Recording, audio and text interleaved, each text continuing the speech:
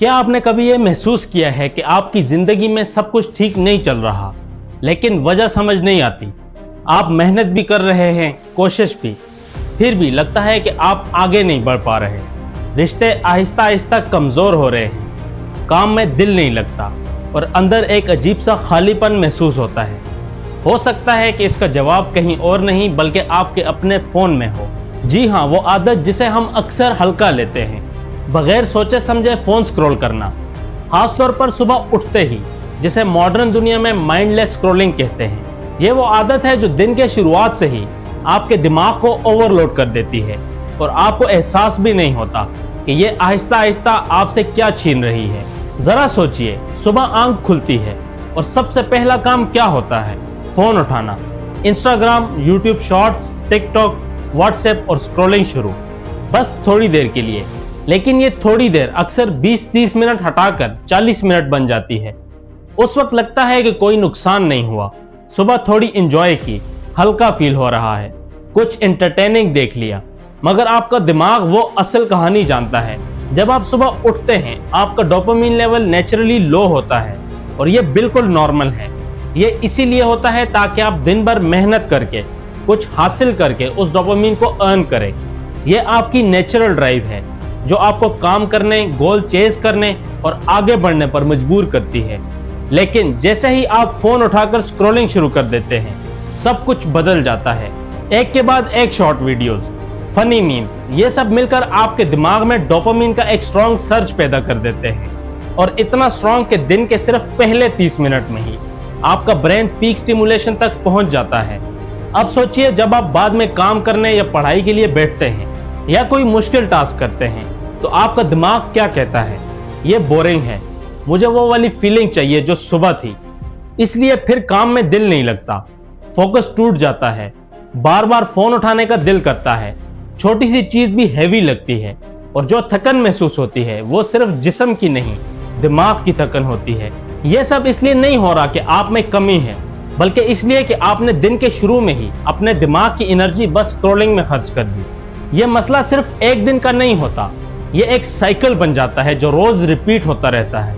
सुबह उठते ही scrolling, dopamine का शार्प स्पाइक, दिन भर हर चीज बोरिंग लगना, बार बार फोन की तरफ हाथ जाना, रात को भी स्क्रॉल करते रहना, नींद डिस्टर्ब होना, सुबह उठते ही थकन और फिर वही सिलसिला दोबारा।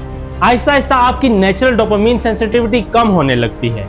यानी वो चीजें जो आपको पहले खुशी देती थी, जैसे एक अच्छी किताब, दोस्त से बात करना या कोई छोटी सी अचीवमेंट, अब उतनी इम्पैक्टफुल नहीं लगती। क्यों?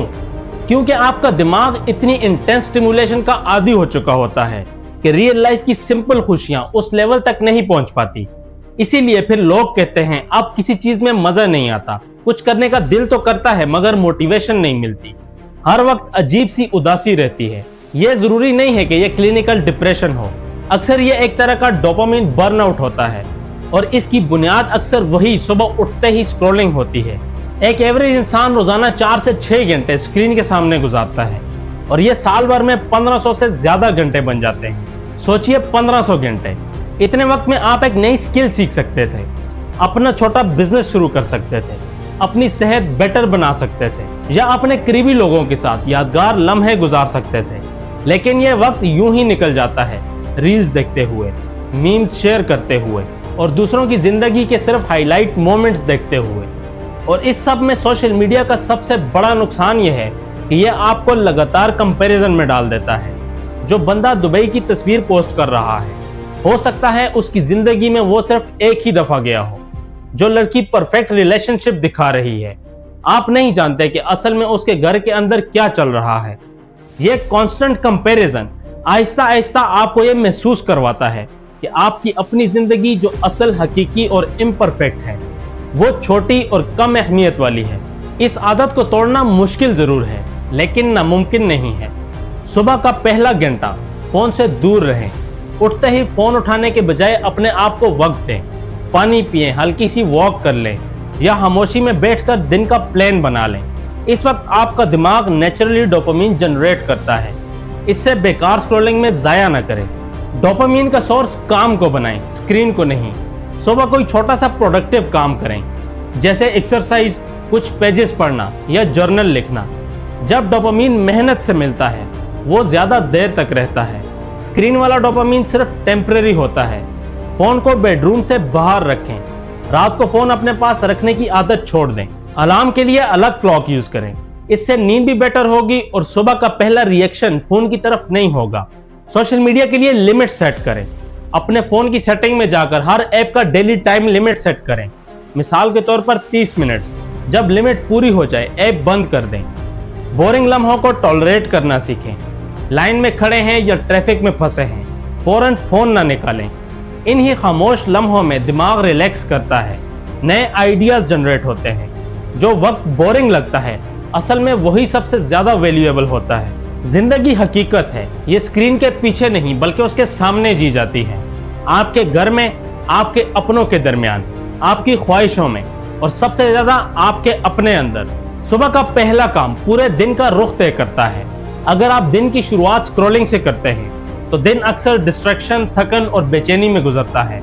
लेकिन अगर शुरुआत किसी मीनिंगफुल चीज से हो तो वही दिन क्लियरिटी, एनर्जी और पर्पस के साथ आगे बढ़ता है।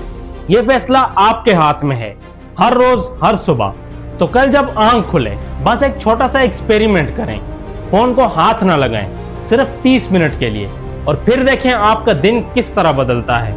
हो सकता है जिंदगी आपका इंतजार कर रही हो। सुबह का पहला घंटा पूरे दिन का दरवाजा समझा जाता है। आप देख लें आप उसे किससे खोल रहे हैं।